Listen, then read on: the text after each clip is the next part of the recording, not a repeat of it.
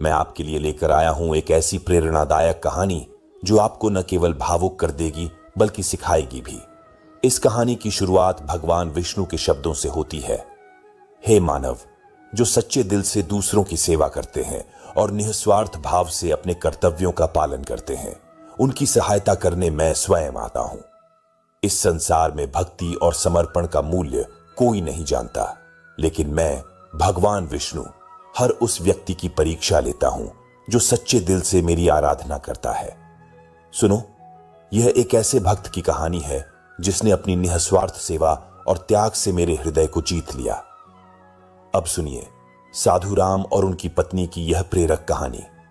एक गांवों में साधु राम और उनकी पत्नी निवास करते थे। उनके घर में सिर्फ वही दो लोग रहते थे और दोनों ही परम श्रद्धालु और दयालु थे। उनकी प्रकृति बहुत उदार थी और वे बहुत संतोषी और भागवत भक्त थे। दिन गांव से भिक्षा मांग कर लाते थे और उनकी पत्नी भोजन बनाती थी। अगर उनके द्वार पर कोई अतिथि आता तो वे उसकी सेवा करते और उसे भोजन कराने के बाद ही स्वयं भोजन करते थे। अगर कोई अतिथि नहीं आता तो वे पशु पक्षियों को उनका हिस्सा देकर भगवान का नाम लेकर प्रेम से भोजन करते थे। उनके मन में किसी भी प्रकार का द्वेष और अहंकार नहीं था। उन्हें भिक्षा में जो कुछ भी मिल जाता उसी से वे संतुष्ट रहते और अधिक की कामना नहीं करते थे। अगर उन्हें भिक्षा भी नहीं मिलती तो भी वे ईश्वर का धन्यवाद करते हुए शांति से जल पीकर सो जाते थे। उनके पास असंतोष और अशांति भटक भी नहीं पाते थे। उनके अंदर भगवान के प्रति दृढ़ विश्वास और श्रद्धा थी, इसीलिए उन्होंने कभी अपनी गरीबी के लिए भगवान को दोष नहीं दिया। एक दिन साधु राम भिक्षा मांगने के लिए घर से निकले। द्वार द्वार भटकने पर भी उन्हें किसी ने भिक्षा नहीं दी। उस दिन उन्हें अन्न का एक दाना भी नहीं मिला। निराश घर लौट आए और अपनी पत्नी से कहने लगे, हे प्रिय, आज तो भिक्षा में अन्न का एक दाना भी नहीं मिला है। लगता है आज भूखा ही सोना पड़ेगा। इतने में साधु राम के घर के दरवाजे पर एक अतिथि आया और कहने लगा, घर में कौन है भाई? मैं एक अतिथि हूं और बहुत भूखा हूं। कृपया मुझे कुछ खाने को दीजिए। मैं आपके दरवाजे पर बड़ी उम्मीद लेकर आया हूं। साधु राम ने देखा कि दरवाजे पर एक बहुत बूढ़ा आदमी खड़ा है जो बहुत कमजोर और भूखा लग रहा था। उसे देख उसे प्रणाम किया और कहा, स्वामी, कृपया अंदर आइए। इस गरीब के घर में आपका स्वागत है। मेरे लिए क्या आदेश है? बूढ़े साधु ने कहा, मैंने सुना है कि तुम अतिथियों का बहुत आदर करते हो और उन्हें भोजन कराते हो। तुम्हारे दरवाजे से कोई भी भूखा नहीं लौटता, इसलिए मैं यहां आया हूं। तुम भगवान विष्णु के बड़े भक्त हो, इसलिए मुझे विश्वास है कि तुम मुझे खाने के लिए कुछ जरूर दोगे। मैं तुम्हारे दरवाजे पर मुट्ठी भर अनाज मांगने आया हूं। कृपया मेरी भूख मिटाओ। मैं कई दिनों से भूखा हूं और अब चलने की भी शक्ति नहीं बची है। अगर मुझे खाना नहीं मिला तो मैं यहीं मर जाऊंगा। बूढ़े साधु की बातें सुनकर बहुत दुख हुआ। फिर साधु राम ने उस बूढ़े साधु को सहारा देकर घर के अंदर बुलाया। साधु राम ने अपनी पत्नी से कहा, प्रिय, हमारे घर पर एक अतिथि आए हैं। हमें उनके लिए भोजन का प्रबंध करना होगा। यह सुनते ही साधु राम की पत्नी ने कहा, स्वामी, घर में खाली हांडी के अलावा कुछ भी नहीं है। हमारे पास अन्न का एक दाना भी नहीं है। हमें तो भूखे रहते हुए 2 दिन हो गए हैं। अब इस अतिथि को हम क्या खिलाएं? आज भी आप भिक्षा में कुछ भी नहीं लाए हैं। साधु राम ने कहा, प्रिय, ये बूढ़े साधु बहुत भूखे हैं और चलने में असमर्थ हैं। ये बड़े सौभाग्य से हमारे घर आए हैं। अगर हम अपने घर पर आए अतिथि की सेवा नहीं करेंगे तो हमें महापाप लगेगा। अतिथि को हम भूखा नहीं भेज सकते। साधु राम की पत्नी मन ही मन भगवान से प्रार्थना करते हुए कहने लगी, हे गोविंद, इतनी कठोर परीक्षा क्यों ले रहे हैं? फिर अगले ही क्षण उसके मन में एक योजना आई और वह खुश हो गई। उसने अपने पति से कहा, नाथ, आप चिंता न करें। आज अतिथि की सेवा बड़े प्रेम से होगी। आप पड़ोस से कैंची लेकर आइए। यह सुनकर साधु राम को आश्चर्य हुआ। वे तुरंत दौड़कर पड़ोस से एक कैंची लेकर आए और कहने लगे, प्रिय, ये लो कैंची। अब बताओ, इससे अतिथि की सेवा कैसे होगी? साधु राम की पत्नी ने कहा, स्वामी, आप इस कैंची से मेरे बाल काट दीजिए। यह सुनकर दामोदर चौंक गए और बोले, देवी, स्त्री के बाल उसके सबसे बड़े गहने होते हैं। साधु राम की पत्नी ने कहा, हे स्वामी, आप इस कैंची से मेरे बाल काट दीजिए। ये सुनते ही साधु राम चौंक गए और बोले, हे देवी, स्त्री के बाल ही उसके सबसे बड़े गहने होते हैं।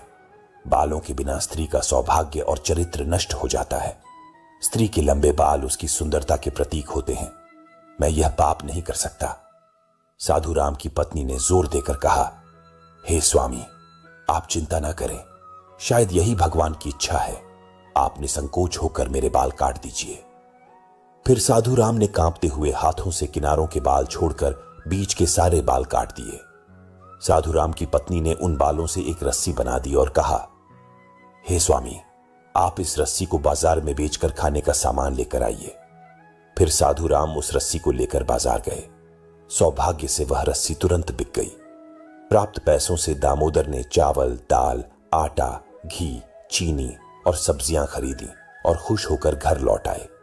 साधु राम की पत्नी ने बड़ी शुद्धता और प्रेम से खाना बनाया। उन्होंने घर आए बूढ़े अतिथि को आदर और प्रेम से बैठाया और भोजन कराया। उस साधु को बूढ़ा समझकर साधु राम की पत्नी ने उसे थोड़ा ही भोजन परोसा, लेकिन वह साधु बहुत विचित्र था। उसने परोसा हुआ भोजन कुछ ही क्षणों में खा लिया।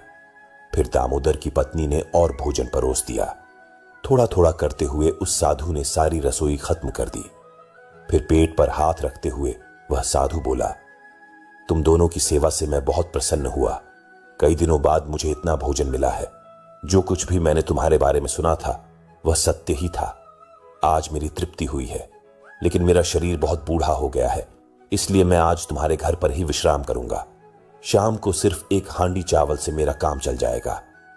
साधु की बात सुनकर साधु राम ने कहा, जो आज्ञा महाराज, आप विश्राम कीजिए, मैं शाम के भोजन का प्रबंध कर दूंगा।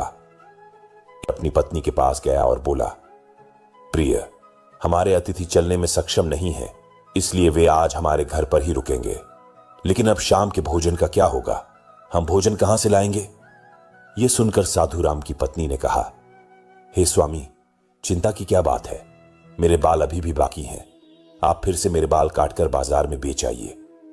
फिर से कैंची चली, सती के बाल कटे और उससे रस्सी बनी।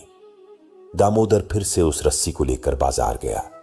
सौभाग्य से वह रस्सी भी बिक गई और उसने उससे भोजन की सामग्री खरीद ली। प्रसन्न होकर वह घर लौट आया।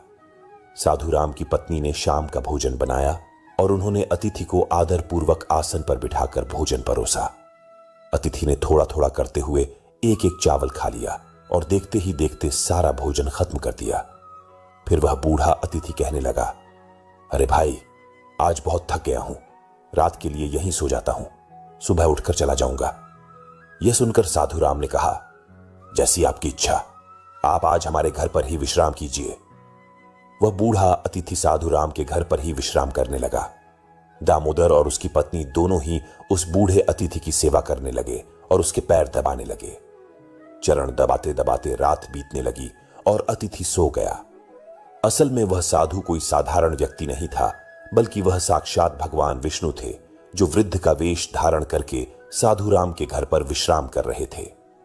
पत्तों के बिस्तर पर सोकर उन्हें अपार शांति और सुख की अनुभूति हो रही थी। साधु बाबा को सोता हुआ देखकर साधु राम धीमी आवाज में अपनी पत्नी से कहने लगे, हे प्रिय, बाबा बहुत बूढ़े हैं, इनका शरीर बहुत ही कमजोर है, शायद कल सुबह भी ये चल नहीं पाएंगे। कल मैं सुबह जल्दी उठकर भिक्षा मांगने चला जाऊंगा और हम बाबा को भोजन खिलाकर उनकी सेवा करेंगे। आंख बंद किए हुए साधु बाबा की यह बात सुन ली।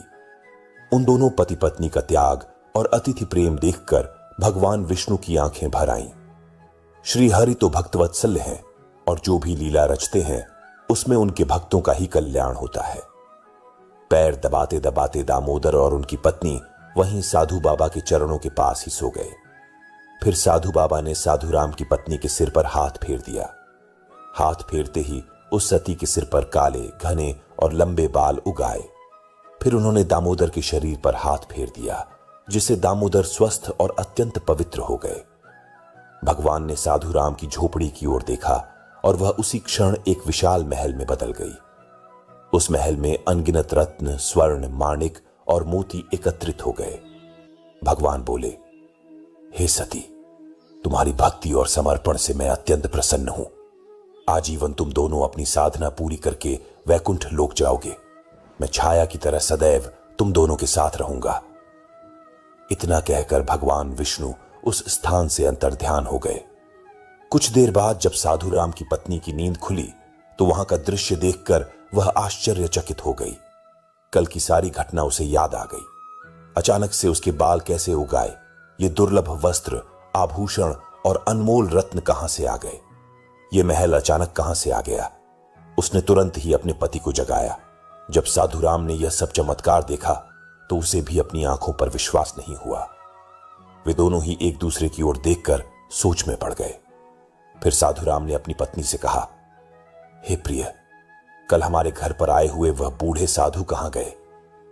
दोनों ने उन साधु महात्मा को चारों ओर देखा, लेकिन वे उन्हें कहीं नहीं दिखाई दिए। साधु राम ने हर्ष से प्रफुल्लित होकर अपनी पत्नी से कहा, हे प्रिय, वे कोई साधारण अतिथि नहीं थे। वे साक्षात करुणा के सागर भगवान विष्णु ही थे। ये सारी विभूति उन्होंने हमें सुदामा की तरह ही प्रदान की है। हम दोनों ही उन्हें पहचान नहीं पाए। इस कहानी से हमें कई महत्वपूर्ण बातें सीखने को मिलती हैं। सबसे पहले अतिथि सत्कार की महत्ता समझ में आती है। साधु राम और उनकी पत्नी ने अपने भूखे पेट होते हुए भी अतिथि का सत्कार किया। यह दर्शाता है कि हमें अपने घर आए मेहमानों का आदर और सत्कार करना चाहिए, चाहे हमारी परिस्थिति कैसी भी हो। दूसरी बात त्याग और समर्पण की है। यह दर्शाता है कि सच्चे समर्पण और त्याग के बिना किसी भी कार्य में सफलता नहीं मिलती। तीसरी सीख ईश्वर के प्रति अडिग विश्वास की है। साधु राम और उनकी पत्नी ने कठिनाइयों के बावजूद भगवान के प्रति अपने विश्वास को बनाए रखा और उनकी सेवा में कोई कमी नहीं आने दी। चौथी बात दया और उदारता की है। उनका हृदय दयालु और उदार था। उन्होंने हमेशा दूसरों की मदद करने की कोशिश की, चाहे वे खुद कितनी भी कठिनाई में क्यों ना हो। अंत में यह कहानी सच्ची भक्ति का फल भी दिखाती है। सच्ची भक्ति और निःस्वार्थ सेवा का फल अवश्य मिलता है। भगवान विष्णु ने साधु राम और उनकी पत्नी की सेवा और भक्ति से प्रसन्न होकर उन्हें धन संपदा और आशीर्वाद दिया। कुल मिलाकर कहानी यह सिखाती है कि भक्ति, समर्पण और त्याग से भरे हुए हृदय को भगवान स्वयं आकर आशीर्वाद देते हैं और हमें हमेशा दूसरों की सेवा और सहायता करने के लिए तत्पर रहना चाहिए। तो दोस्तों, अगर आपको यह कहानी पसंद आई हो तो कृपया लाइक करें, कमेंट करें और अपने विचार हमसे साझा करें। हमारे चैनल अजय हिंदी कहानियां चैनल को सब्सक्राइब करना न भूलें, ताकि आप इसी तरह की और भी रोचक और प्रेरणादायक कहानियां सुन सकें। धन्यवाद और फिर मिलेंगे एक नई कहानी के साथ। जय श्री राधे कृष्ण।